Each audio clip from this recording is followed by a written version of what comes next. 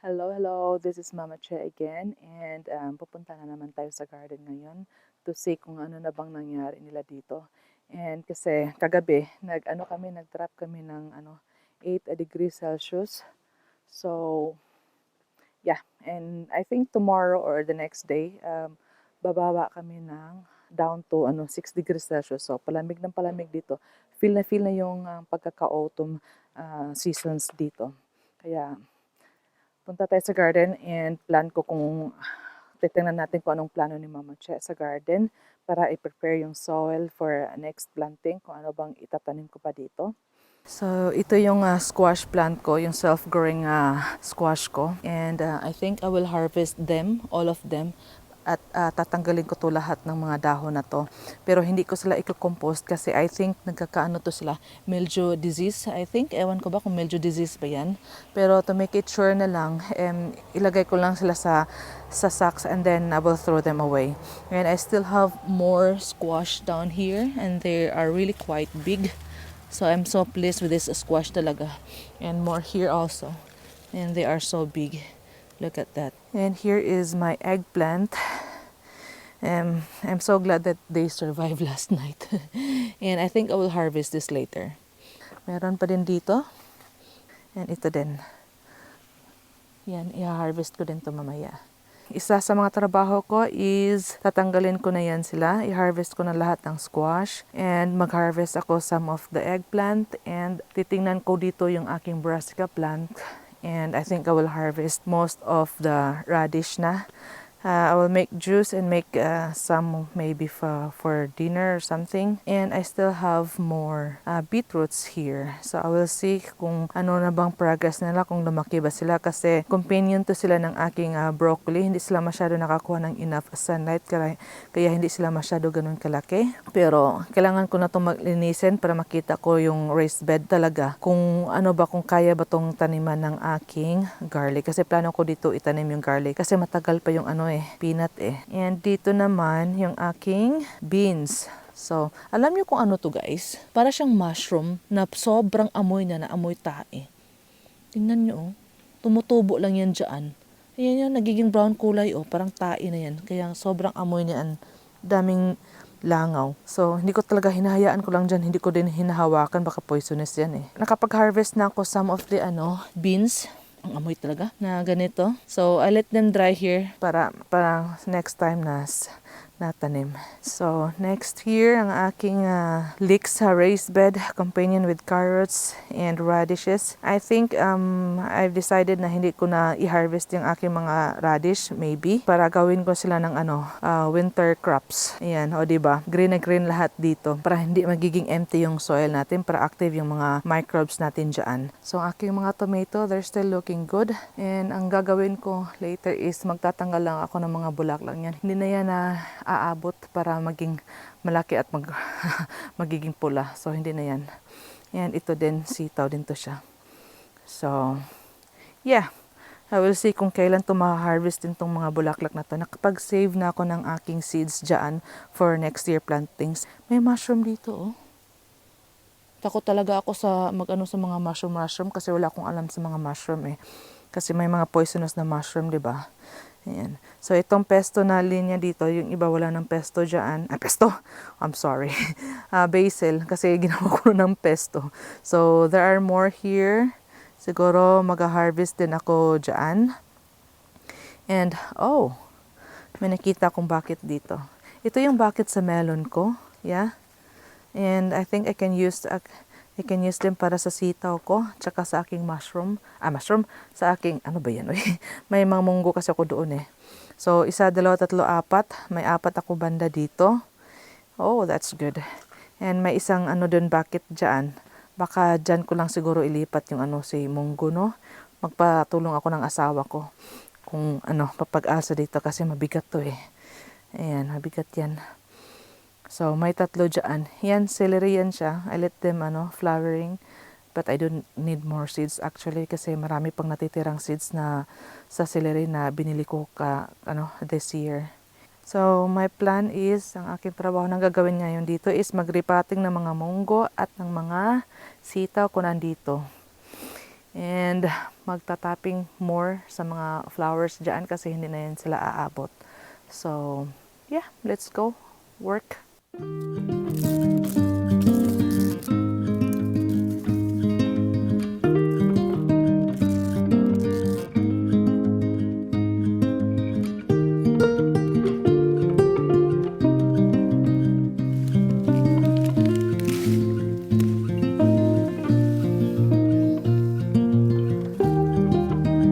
May sili rin akong harvest, ah.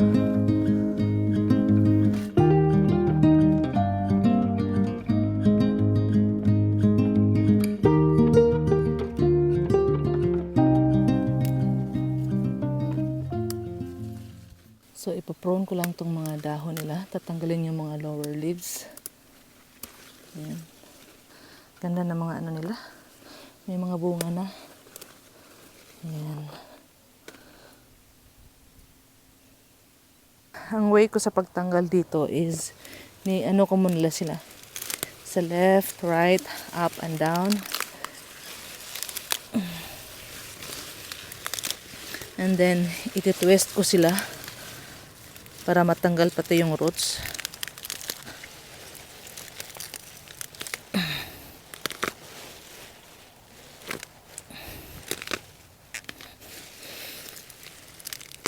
Ayan. Diba? Ayan. Para madali lang siya tanggalin. Ayan.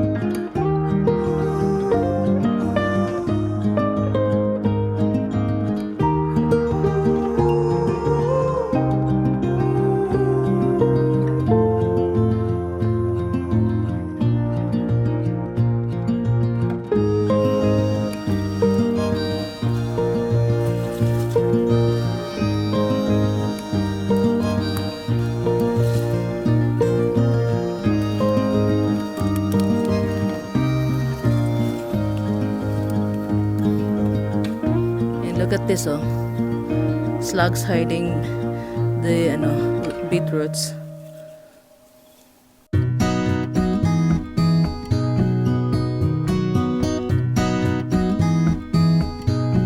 So, isa na siyaan. Daming slugs sa ilalim.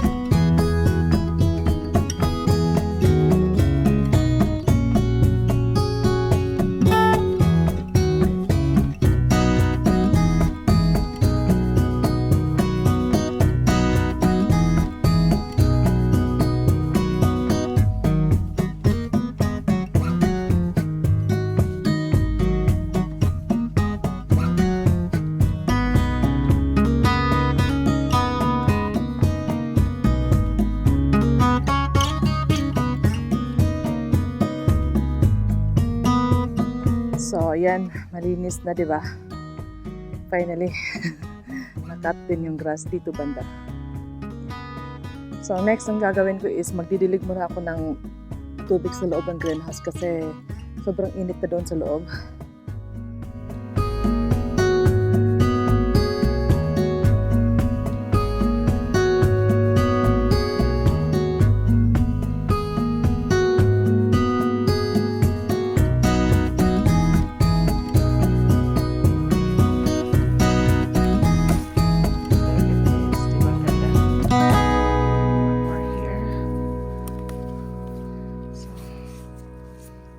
harvest. And ang gagawin ko dito is i-remove ko na yung mga flowers nila kasi hindi na to sila aabot. So ang gagawin ko dito, may maliit pa dyan pero I'm not sure. Doubtful ako na mag-survive pa yan sila. Kaya ipipinch ko lang yan hanggang dyan. And dito rin, tatanggalin ko na yan sila. So yun ang gagawin ko dito ngayon. And meron pa dun sa taas, aakyat ako dyan at tatanggalin ko yan sila. Para mag-produce na lang sila sa pag-ripening sa mga fruits nila. And ito yung maliliit para mag-focus din sila na palakihin and hoping na maging ripe sila sa bunga. Otherwise, pwede sila naman silang i-harvest kahit green na at doon na lang sa loob sa bahay ipahinog, diba?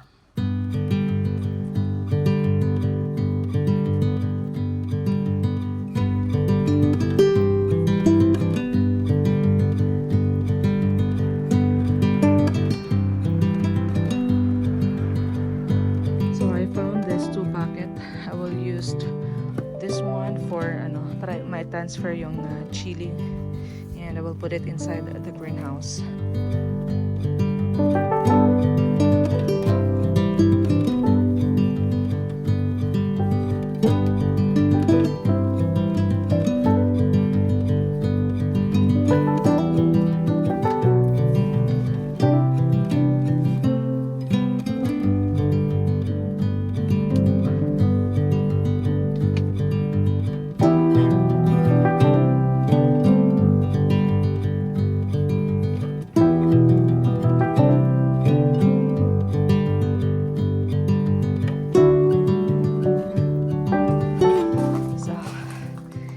The chili and I will give them enough water. So after a few minutes, didiligan ko na naman to sila until they will get enough water because the soil is very dry. So the next one is my mongo. Oh my goodness. So we'll try to save them also.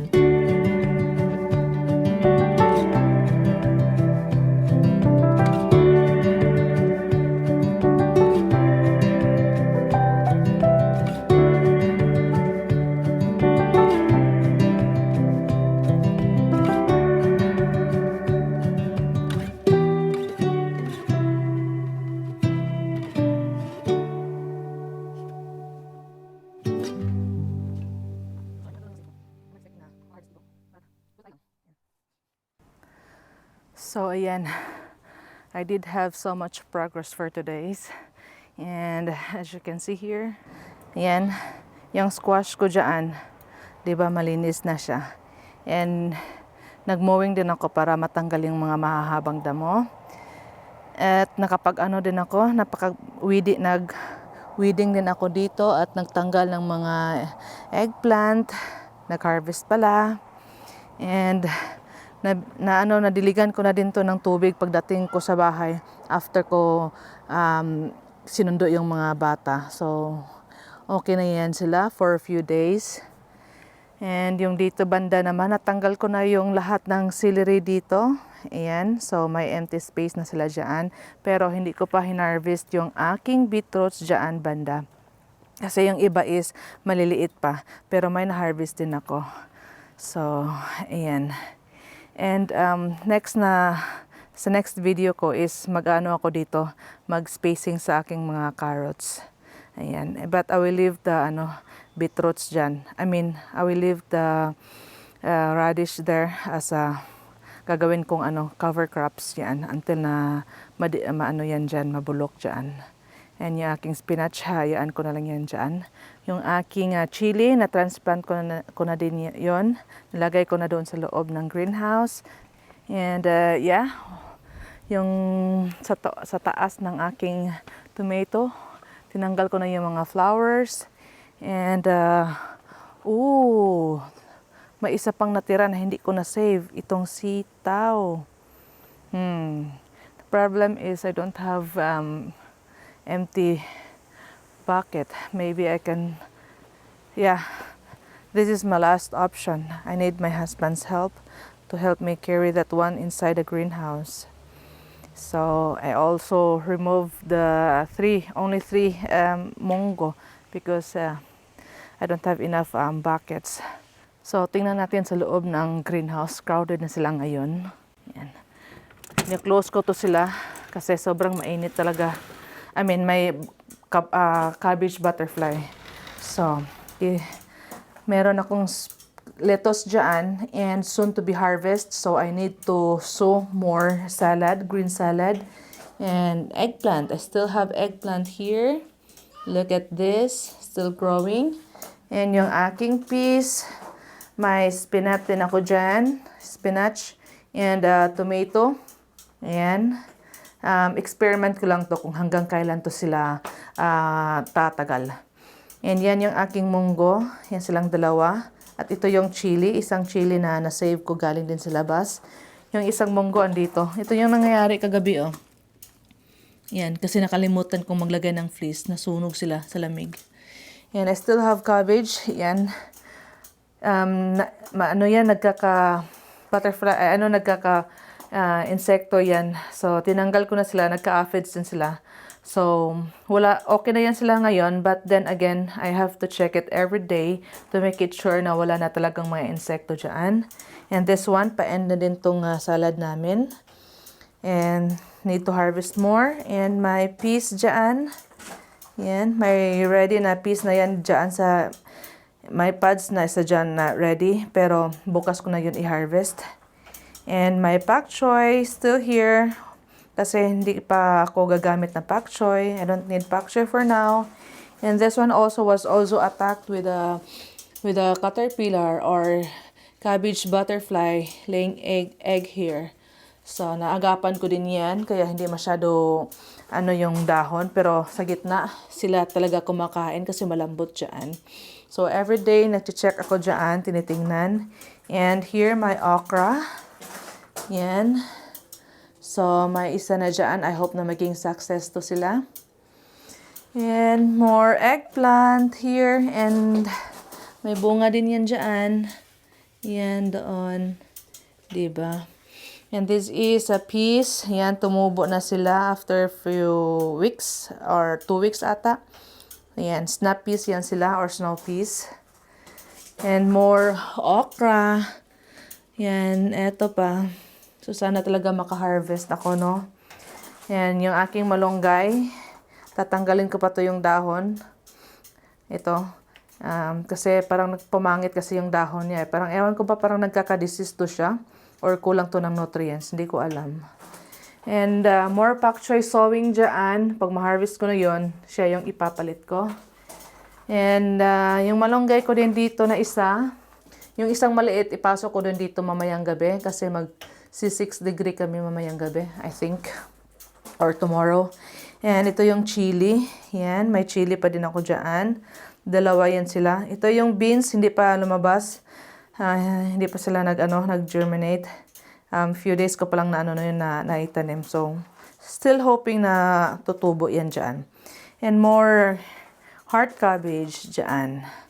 So, ito yung ganap sa loob ng aking greenhouse for now, for this year. Ayan. And may basil pa ako dito. Naka-harvest ako ng seeds kanina. Oh. Ayan. So, yeah. I will end this video now. And, by the way, bukas or few days or sa weekend or whenever I have time, maglalagay ako ng mga seeds dito sa mga empty na seeds ko. Gagawin ko silang cover crops. May nabili din ako dito. Ito. For malaki to siya. So, yung mga empty na area doon na walang tanim sa winter, lalagyan ko sila dyan para sa wintering crop. Para ma-prepare ko sila for next year. Kasi ano daw yun, nagbibigay daw yun ng mga tawag nito, nitrogen sa soil. Nagbibigay ng nitrogen sa soil. So, ayan, i-close ko na to sila. Mainit doon sa loob, nasa 38 degree or 36. Ganon. So, yeah, that's all for today's video. Thank you for watching. Bye-bye!